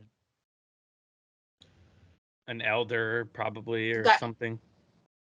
Yeah. Ooh. I mean, if you're the elder, just be like, oh, well, we don't want to go extinct, so y'all earned it. Hey. Mm. It's probably somewhere buried in the Silmarillion, which Probably. I don't have enough time to read that or the mental capacity to read that. Yeah. I mean, no one could stop me from getting on a boat if I want to get on a boat, though. I just get on a boat. Yeah. I'm gonna research that and then I'm gonna come back to you on that one. Please do. I will. Hold me to it. So, yeah, they all show up. The main guy, love that dude, badass. See, he's got like long, like white hair, and he's not upsetting looking to me. Bet more money, better costume department. The what? What main guy? The leader of like the elves that come to like fight with That him. that Aragorn like hugs and the guy Yeah. feels like really awkward about it. Oh, Yeah, I don't know his name. it's not. It's not Celeborn. Celeborn is Galadriel's. That dude's a Hol- badass. But Keep talking, because I'm gonna remember I'm his not name in a upset when I second. look at him, and I just thought right now they kind of have a Targaryen kind of look to him, you know. Mm-hmm. Maybe it's the ears like balance it out. I don't know. It's his cheekbones. It's his jawline. Yeah, I don't know what it is. Because that should upset me too, and it doesn't. Haldir. Love that dude. Yep. I was about because I'm trying to like play the movie in my head, and then I remember when he dies, and I remember Aragorn seeing him getting shot, and he goes, It still upsets me. "Haldir!" as he dies. I was like, "Ah, Still no!" upsets me. Should have gone on that boat. Mm-hmm. Should have gone on that boat, man. Fucked it. So yeah, they got reinforcements. Everyone takes their positions on the wall as the orc army marches towards them. The rain starts. Oh, God. I love a rainy battle, a rainy fight, anything with rain. Yeah. Rain is know- great. The entire scene for Helm's Deep was shot in 8 weeks. It was all overnights. Ugh. Oh yeah. Overnight for 8 fucking weeks. Sounds like the big battle in Game of Thrones, the big night battle. Same thing. Like they shot it over weeks, and it was all night shoots, and it was like brutally cold. Oh yeah. I love the standoff before the battle starts, and that old dude just accidentally lets loose, Oops. and that basically starts the fighting off. You dumb son of a bitch! He's like this old decrepit man. He can't hold knocked arrow like that for any amount of time. That's not on him. That's just time. He didn't have those built-up muscle fibers. Yeah, he's decaying. He was like half in the ground. He's decaying. So, battle starts. Fences, they kind of hold at first. Man, fighting a medieval type battle, like especially attacking fortified position, that just looks like the worst thing ever. Oh, just because everything's all up close and you're just like, it's not like you're getting shot with a bullet and you're just like, boop, okay, cool, I'm dead. No, you're getting stabbed in the guts with like a giant steak knife that's like 8 feet long. And you gotta like climb up the wall while shit's getting shot and thrown at you. It's just fucking horrible. One of the weapons that I'm like, I don't want that near me was like the long blade with the little like curve curve at the end, where it's like this whole thing is sharp, the end is sharp, it goes across your gut, and your guts are everywhere. It's just Yep, you're gonna suffer. You're gonna suffer. You're eating your own shit at this point. Ugh.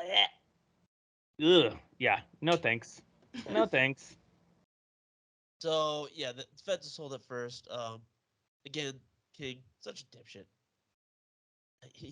We gotta run. We gotta run. He's like the dickhead who tweets, "There's a perfect game going in the 7th inning," and like, you jinxed it, man. Be like, "Oh, sorry, that's all you got, son." Fuck you, man. What are you doing? You don't do that. You're jinxing us, you bitch. Exactly. You don't say it. You don't talk about a no-hitter. You don't talk about a perfect game. You never say it. Moron. Yes. Oh, but that horror just going full send to blow up the walls. With the big old kill him. Oh, Yeah. he's just, like, taking bolts and he take him down. dives head first. Like, oh, that was awesome. Like that shot of just the wall exploding and all the chunks and stuff going everywhere. Michael Phelps into that thing, and the wall exploding still looks great. I like the way that they brought it almost looked like a sea urchin, but it wasn't. But they brought it in and they were covering it. Like you didn't know what they were shoving into the tunnel. Yeah. Smart. Very, very. For orcs, yes. Yeah. Oh man, then Aragorn he leads men into the breach. Oh, he's like him being out front and then calling in the arrows from the elves to fire from behind him because he trusts them because they're such good shots. Archers, and they're just like whizzing by his head. And he like, that was awesome. That's so cool. And then when Legolas could just fucking shredding the gnar down the stairs. The shield. On the shield. Just gleaming the cube down the stairs there. Just like. Now do you understand why girls' panties drop when Aragorn is around? Yeah. Oh, I love Vigo. Oh, he's such a good actor too. Is an absolute babe. Yeah, Vigo's awesome. And he speaks like 18 languages and he's brilliant and yeah. Yep. Big fan of that man. So they're all fighting hand to hand. It's not going super well. The main elf guy gets killed still just right here. Oof. And then they play that music behind it when he dies that's very somber and sad. Yeah. Yeah. The score. Very well. The score is really great in this movie too. That's something that we haven't talked about at all yet. The score is fantastic in this. That's because it's Howard fucking Shore. Oh, okay. It's so like I didn't know that. Almost understated because it's not your main focus, but it's perfect for every scene to like add to what's happening and it all fits. So yeah, that sucked. Made me feel bad. Their defenses, they're like basically slowly getting overrun. King stays being a dumbass, calls everybody back inside. Bar the doors! Yeah, and Aragorn's just like, you fool. Meet them hand-on-hand combat. Meet them up the front. Yeah. He's just like, oh, we're all gonna die. Whoa. Well, you can't go backwards. There's no way backwards. Yeah, you can't retreat. There's no way out. Yeah, he fucked him. You're stuck. There's only one way out, and that's that way. Mm-hmm. During all this time, Pip and Merry, they've like convinced the tree people to go fuck up Sauron's little base, which they very much do. Oh wow, that was great. Where beat they the shit spoke out of for that like, thing. well, I mean, you got to realize that Merry and Pippin was with the Entmoot for like weeks, talking to them because they speak so slowly Oh and to get yeah. their point out. And then they were like, hey, let's go that way to Isengard because it's north and higher ground. In the back of their minds, putting in the back of their minds like, we're gonna let you see what they're doing and then you're gonna attack. Yeah, those guys could be used car salesmen in another life because they sold it. They got it done. They convinced them. They put that tree in an 89 Fiat.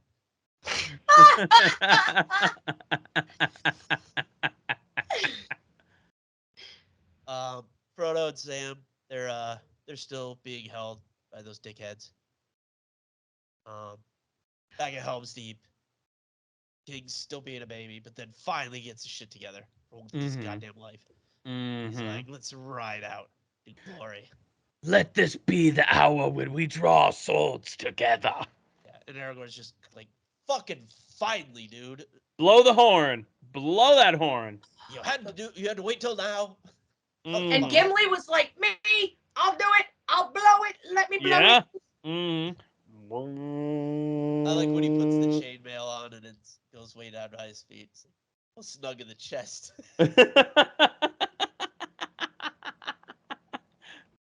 Gimli was the comic relief we all needed in this movie. He's a delight.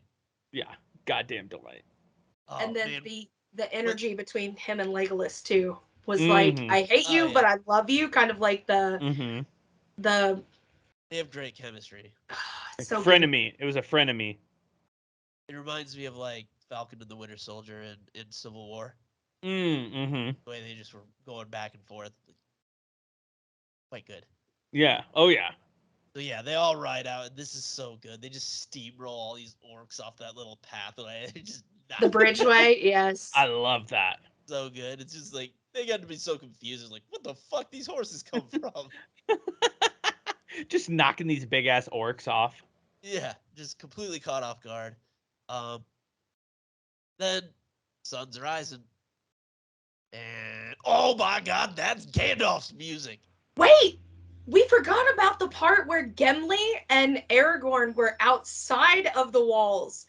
And Gimli looks at Aragorn and they're like, oh shit, we're fucked. And then Aragorn's like, yeah, dude, we're fucked. And he goes, I think you have to toss me. The toss me. The toss me. And then Aragorn's like, huh? I have to, huh? And he's like, don't tell the elf. You're gonna have to toss me. And then he tosses him, and then Aragorn jumps from the ledge like 50 feet onto the bridge, and they're just like, bah, bah, bah, bah, taking them all out. I forgot about that part. So good. Oh, so good. good. Scene. Gandalf arrives. When he says, look to the east Mm-hmm. at first light on the third day. He rides in with Judge Dredd and all his knights. I love how the sun's coming up and it like blinds them. It's just perfectly timed. It's so good. Great. What a great shot. Did you if you God, fuck you both. Watch the extended version. Because one of the orcs looks at the other one like, uh-oh. Like what's going on here? Oh, the light. What is that? Retreat! And then they start running back, but it's too late because the army is on them and they're like ready to kill them. Yeah, they're a bunch of like 2,000 knights and all full plate and all their horses. Well, the thing is though that people don't know, but the Aemyr's army that Gandalf rode out to go find, he rode to find them because they went out to go find the orcs outside of their lands of the Rohirrim. That's why they didn't have any soldiers. Exactly. That's where they were. And they're like knights in full like plate armor, like hard Still to kill ready on for their battle. horses, Mm-hmm. and actually know what they're doing when it comes to a fight. And they saved them. They absolutely did. Turn the tide of the battle. Also, tree people wrecking shit. And then breaking the dam. They flood the shit out of it. Oh, water damage, man. That's Release resale value. Release the dam. Release the water. Like, ugh. Once you got water damage, it's over. You Mm-hmm. get mold, and you never really get it out completely. Now, the only thing that I've watched is the extended version because that's all I have. But if you watch, there is an Entmoot who is on fire and orcs are like trying to chop him down. Yeah. He runs into the water and like throws himself. I think that's in the that. regular one. Okay. That's in the regular version. He like dunks his head in the water. It's great. Yeah. And it's such like a little thing because it's not framed in like the middle. It's just kind of happening on the side. It's such a nice. Just the little touches. The little touches are the best. It's so good. Meanwhile, Frodo, he's having a tough day. He's about to put the ring on in front of one of those flying unkillable dickheads. Yeah. Like, what was your plan there, dude? I don't. He never thinks. He never thinks. If you think back to Fellowship of the Ring, the stupid fucker puts the ring on when the ring wraiths are working their way up. Yeah. Yeah, because it makes you invisible to everyone but them. It just like calls them in, right? Right. It does. It calls to them. What the fuck was he thinking? Idiot. Yeah, and then Sam grabs him, and like this little moment is great that leads into Sam's monologue. That is my favorite fucking movie quote to this fucking day. Like, say it for us. There's some good in this world, Mr. Frodo, and it's worth fighting for. And tears. Great. I love how he's just like out of his mind, and he pulls the sword on Sam at first. And then he immediately, when Sam goes, "It's me, it's your Sam." Yeah, and then just the shame in his face. Yeah. By Elijah Wood. And then he looks at Faramir and he's like, "We have to take the ring to Mordor. Yeah, we have to destroy it." He's like, "Okay, what's gonna happen to your punk ass brother?" Yeah, we were saving you from that, but guess what? He's a little shit. And he was like, "Boromir's dead? What? Huh? What? Yep. What?" And I like the fact that Frodo looked at Faramir and was like, "We're taking," oh my god, what was the name of it? Cirith Ungol. He said, "We're taking the path to Cirith Ungol." And Faramir was like, "Excuse me? You're taking where?" And Gollum was like, "It's cool. I got him. It's cool." Like, shh. Oh man, that bit with Gollum's monologue at the end too, and he's just, God, Andy Serkis is so great, just like going back and talking to himself. Light and just, switch. Yeah, it's the light switch here and there, light and dark, and the battle for Middle Earth's about to begin. But he ended on the bad note because through the entire Two Towers, Gollum was like, "They're our friends. They love us. They care about us. We're trying to help our friends." But then whenever he got side won out at the end. It really did. When they were on the rock and Faramir took him, and Frodo was like, "Don't struggle. Like, please don't hurt him." They didn't know who he was, like what he was. He was just a creature to them. And they beat him, they tortured him to find out, why they were there. And Gollum never gave it up. But he was so much of a light person, and he was in the light, like, they're my friends. And then he flipped to the dark side as he was leading them into the path of Cirith Ungol. And like, nah, I'm just gonna feed him to a giant spider. Exactly. But he was pissed off at that point. He was pissed off at that point that he felt betrayed. Exactly. Yeah. They betrayed us. Master broke his promise. Yep. On their way to a giant spider. And credits. Oh, and everybody in the theater is like, what? No, no, no.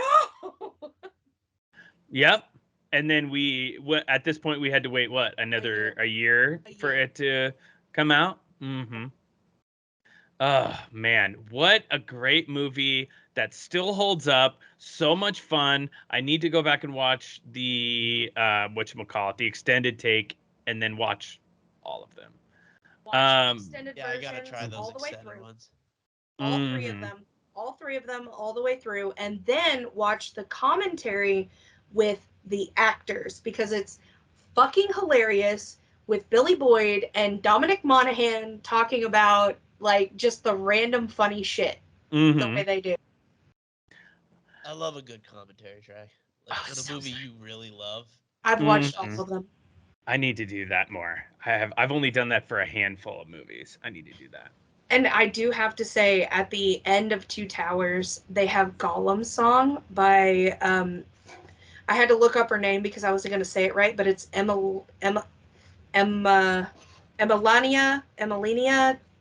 Torini. Mm-hmm. That Gollum song, if you listen to it, not on like the movie, but actually listen to it, it's so fucking depressing. And they took it from the books. I mean, where once was light, now darkness falls. Where once was love, love is no more. Now we say goodbye. We say you didn't try.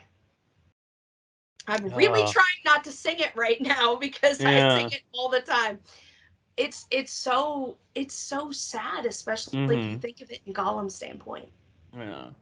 Well, to brighten our moods, I got some trivia if you guys want to hear it. I do. Hit us with some trivia.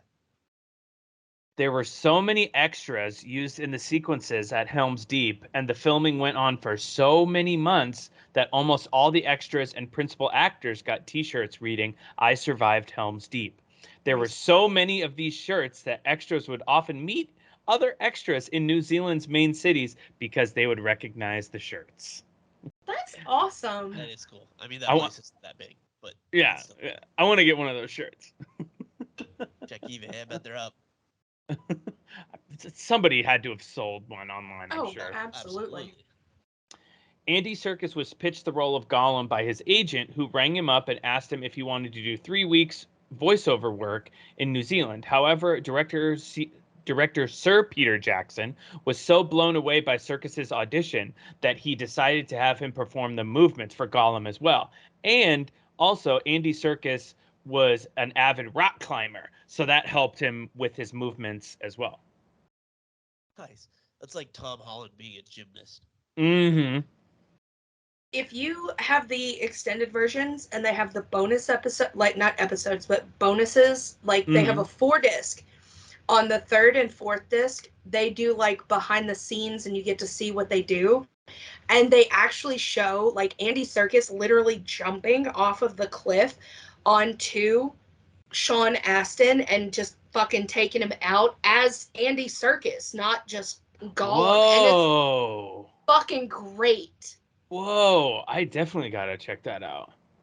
All of them. You get so much extra. Like they taped the entire fucking 18 months that they recorded. Yeah. I love a good extra. Like I get all my movies on iTunes, and a lot of times you don't get all the commentary and all the extras. Same with streaming. It's really fucking frustrating. But I mean, a lot of that shit, if you want to really see it, a lot of people post it on YouTube. Yeah, but I just want it there. Like it's the same price as if I bought the physical copy. Like just give me that. The battle at Helm's Deep was edited down from 20 hours of footage shot over a 4-month period with the rain machine battering down on the cast. I can't believe that. Okay, I thought it was only 8 weeks. Yeah. I'd watch all 20 hours of that. That I'd watch. Yeah. Oh, fuck yeah. Every angle, every facial expression. Yeah. I can't get enough of that battle. On the wall of Helm's Deep during the battle, a one-eyed warrior turns to the camera, revealing his scarred, empty socket. The performer who played him showed up as an extra wearing an eye patch. Director Sir Peter Jackson politely asked to see what was under the patch, and then inquired if the gentleman would be interested in appearing in the movie Sans Eye Patch. The gentleman was reluctant at first and quite self-conscious, but afterward said the experience had made him more comfortable with his condition. Fun fact, that's the one that shot the first arrow. Oh! That was the Oh, old mummy. shit.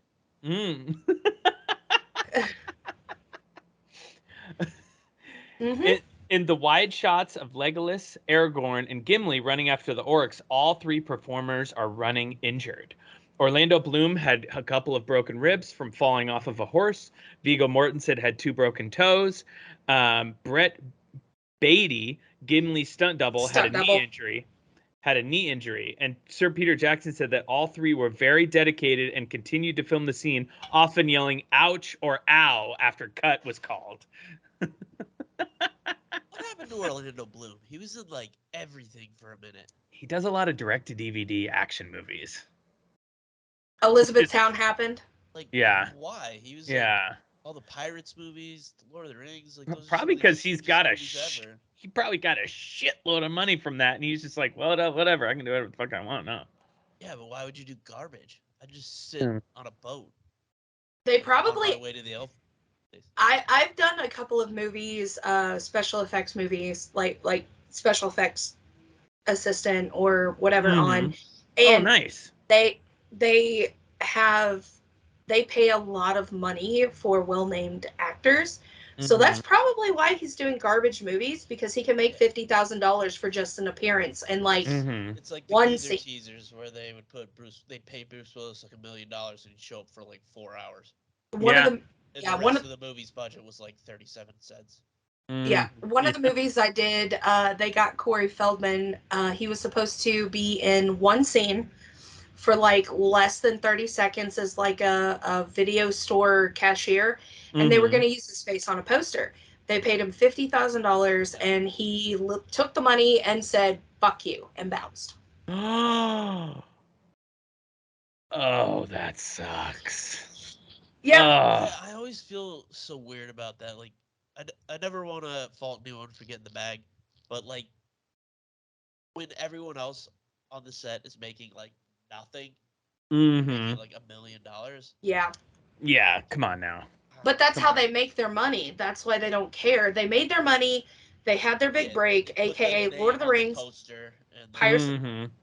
Again, Orlando Bloom, Lord of the Rings, Pirates of the Caribbean, Elizabethtown, and whatever he did in between there, and now he has the money in his bank account. So, yeah. But what does he care? He has that money now. Yeah, true. He can do can whatever make he wants. Guest appearances for Yes, but like, don't you have any pride? 20,000, Apparently not. 50,000, 100. No. Yeah. Well, during one take while filming the scene when Aragorn is floating down the river, Viggo Mortensen was dragged underwater for many seconds. He managed to kick himself back up off a rock, perhaps saving his life. Jesus. Yeah, that's insane. That's insane. And his horse, fun fact also, his horse Brego that he had in the whole entire thing, he took that horse home for himself. He bought it. Yeah. That's the real Lord of Horses. Can I just throw out there the fact that when he came back, Mortensen, that's the Lord of Horses. Can I be that horse? Yeah, same. Get in line, sister. Yeah, same. I can pretend to be a horse. Like, I'll do anything Viggo wants. I don't care. When he comes back and bursts through those fucking That's a great shot. That's when females learned what men were. Yep. That's Bust when through I my learned door, baby. What the Kinsey scale was.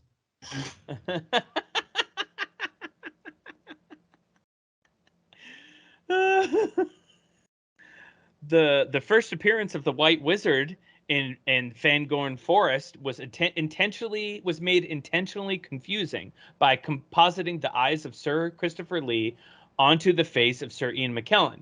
The voices of both were also mixed in alternating intensity to add to the confusion. Yep. Mm-hmm. Andy Serkis said that he based Gollum's voice on the sound of a cat coughing up a hairball, which that was the first thing when I heard Gollum speaking. I'm like, man, he just needs to clear his throat.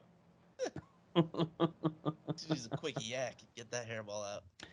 Speaking of Aragorn, when Miranda Otto arrived on set, she was introduced to the people she'd be working with the most.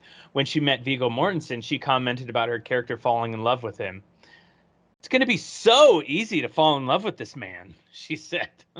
I mean, No yeah. acting necessary. No acting necessary. It would be none on my part. Mm-hmm. Gollum's pupils and body language signal his frame of mind. Treacherous Gollum has narrow pupils and his shoulders are hunched up like a wild cat, making him appear sinister and predator-like. Friendly Gollum, Smeagol, has slightly wider pupils and his body movements are similar to the movements made by a child, making him look innocent and cute. Oh, I did not know that. That's awesome. And last, but certainly not least, body count. Body count. Body count. It's a lot. What do you guys think? We're counting like orcs and shit, right? Sure. It's less than 1,000, I'll tell you that. Then we must not be counting them. Oh, I guess not. But it's less than 1,000. I'll I give would you that assume clue. they had to lose more than 1,000 to retreat when they had 10,000. Mm-hmm. That's me on a Tuesday. No, I'm just kidding.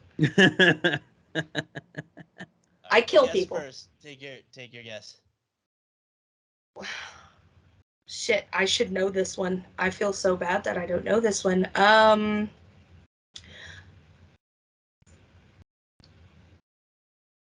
885. Okay. We do this every week, and I'm still somehow like caught off guard when he asks the question. 885.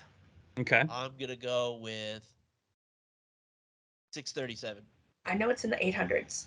468. Really? Mm-hmm. That's according to IMDb trivia. I call bullshit. It must just be humans, though. Yeah, it must just be humans. Yeah. But they only had 300. Yeah, but there was others getting their ass kicked all over the place.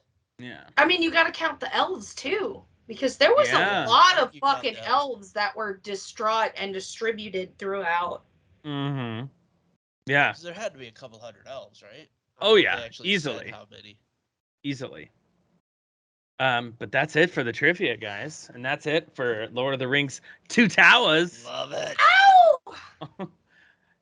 Tabs, hope thank I've been you so much for insightful. joining. Oh, incredibly insightful, giving us correct name pronunciations, fun trivia throughout, and filling in the gaps that we needed. So thank you. Yes. And being hilarious. So thank you so much. I Absolutely. try.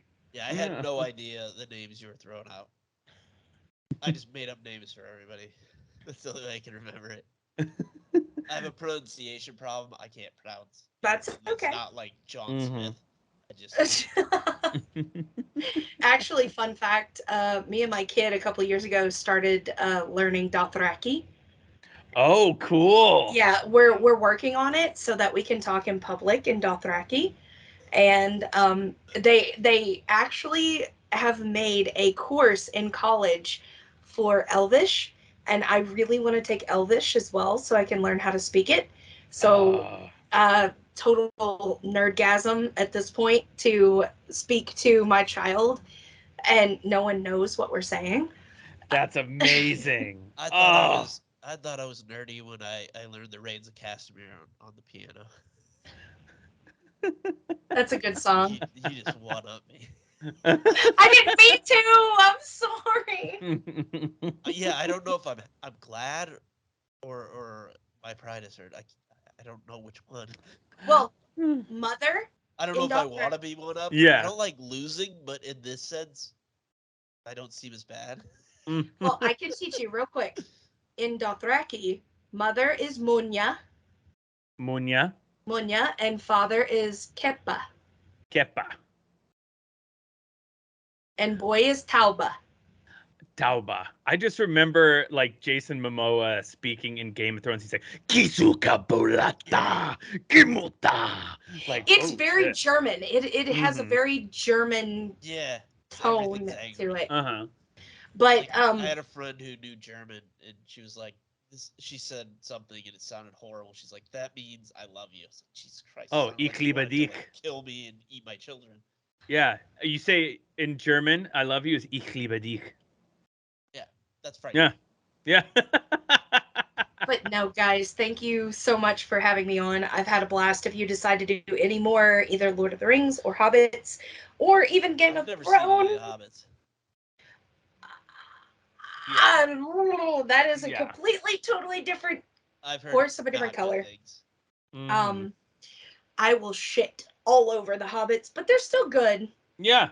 I'll shit all over them. So if you Mhm. need anything, Lord of the Rings or Game of Thrones, I'm your gal. Maybe at Nice. some point we're gonna try and get back into the live streaming. Maybe we'll do one of those because I'm we like to do That'd be lesser great. movies because we watch the movie for like 10 minutes and then I get sidetracked and talk about something else that doesn't have anything to do with it 2 hours.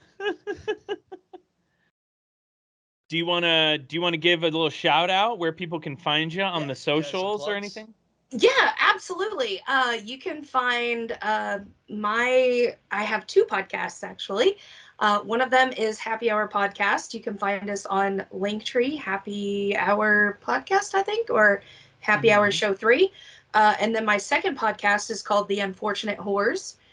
You can find us everywhere, Twitter, Instagram, not Facebook yet. We're still debating on if we're going to do that. Happy Hour Podcast. We have random subjects or we talk about random shit. We just recorded 2 weekends ago or last weekend, depending on when this airs. We broke a world record of a 40-hour podcast world record. Whoa. Yeah. Congratulations. Thank you. Yeah, Thank you. Oh, that sounded awesome when I heard about that after the fact. Yeah, it happened. I think next year for our second year anniversary, we're going to try and break our own record for 41 hours. wow. Yeah, it was I love that. it was a feat in and of itself. Going into another one, if we decide to go, I know what to expect. I know what to do. And so Happy Hour Podcast, we talk about different random subjects. This next episode, we're going to put out. We are going to recast the DC Justice League with Bleach Bros. Yes. We recasted the Marvel Universe with Bleach Bros. So we thought we would invite them on to DC recasting. Unfortunate Horrors is just me and two other girlfriends that live far away. We meet once a week and we drink and we smoke and we just talk about girl shit. Like That sounds great. boobies, dick pics, which golden girl are you? Like that's literally Yeah. how Holy we do it. Trinity of So being a girl. yeah. What you would I love what golden girls, by the way. what you would expect from females at a sleepover or a hangout, bachelorette party. Golden Girl wise, we have made it known that I am Blanche. Thank you very much. I love that show. Like, unironically, that is a fantastic show. It really is. It really is. Oh, hell yeah. Hell yeah. But you can find Nice. everything on Linktree. Nice. Nice. Did you put Awesome. out your like Twitter and all that? It's all on Linktree. Literally, like everything is on Linktree. If you go to, hold on, I gotta find it. Please forgive me. No, you're good. Yeah, that's what It's I was getting at. Is like, where do you find the link tree? Linktree / Happy Hour Podcast 3. You can find everything from Twitter, Facebook, Instagram, our merch store, which is Last Call Merch. You can also find Unfortunate Whores. You can listen to us anywhere that you listen to podcasts as well. Awesome. So yeah, definitely check those out. Absolutely. Yeah. Jake, why don't you just we can find us? You can find us on www.actionmoviebookclub.com. You could also find us on Twitter at actionmoviebc or on Instagram at Action Movie Book Club. Hit us up on there if you have any questions, comments, concerns. We've also been posting the video on YouTube. Give us a like and subscribe on there. And we've also been posting little short, fun videos on TikTok, on the TikTok with the kids. And so check that out. YouTube as well. And those are on YouTube as well. This one, so we're recording this on Thursday. We just posted a new little short clip that might be my favorite yet. It's from Mad Max 2. It's so fucking funny about the humongous, and Josh did such a great job editing it. Check it out. It's really funny. And yeah, that's where you can find us. Thank you so much for listening. Yeah. Coming up next week, we didn't talk about that. Yeah. We'll put it in the show notes. Yeah, I was about to make a call, but we've been telling so many different people we're going to have them on, and I can't remember if next week was one of those. Yeah, we'll figure it out. We'll put it in the show notes. We'll let you know. Yeah. There it is. Yeah. Oh, but thank you again, Tabs, for coming on. This was so much fun. And so informative. Thank you guys so much for having me on. It has been a pleasure. Yeah, thank you. Yeah, and if we ever do, I'm sure we'll do. We'll do it some more. Yeah, definitely. A lot of action in that. Then you'll obviously go back after that. Or maybe we'll throw back and do like the Hobbit cartoon, like from the early '80s. I would love that. I know what that was. Yeah. Oh, that would be wild. Yeah. I will send you the link. My ear off about an obscure cartoon. I mean, it's fair. It's fair. Game on, baby. Game on. Well, yeah, this was a blast. Thanks for joining us. For myself, Tab, Gabe, why don't you take us out? Happy trails, Hans. I got nothing.